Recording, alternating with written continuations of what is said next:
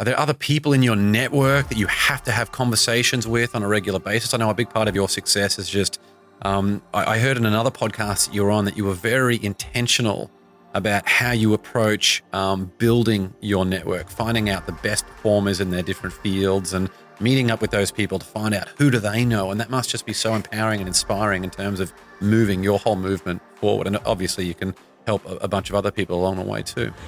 Yes. So when I think about, this was, I think, in reference to hiring early on of how did I get into a field I really didn't know anything about. And it's taking one person who will talk to you. And it might take a while to find that first person. I cold emailed a lot of people and taking that and showing up, being present, being really engaged, and then asking them if, who are the top 3 people that they've ever worked with, and do you think they would speak to me? And by doing that, you get exposed to, I think, some incredible talent, different way of thinking. And as your environment shifts, you grow and shift along with it.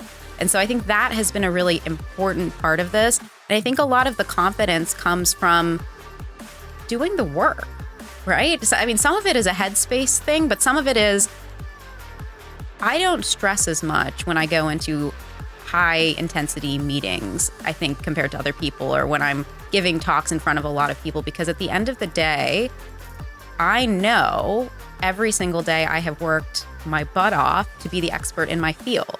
I've read every article, I've done, all the studies and all the technology pieces. I've worked really hard to stay up to date on that. And there's nothing someone else could throw at me that I haven't already thought about. And if they have, then that's great. And that's an incredible learning opportunity for me to grow and continue to think about something in a new way. So for me, this is always kind of a win-win of either I have the opportunity to grow in this space, or there's no reason to be stressed because it's an exchange of ideas or just a conversation. And what's the worst that can really happen? I think people really overemphasize all this like negative components of what could happen. Oh, I could sound silly. Oh, I could be embarrassed.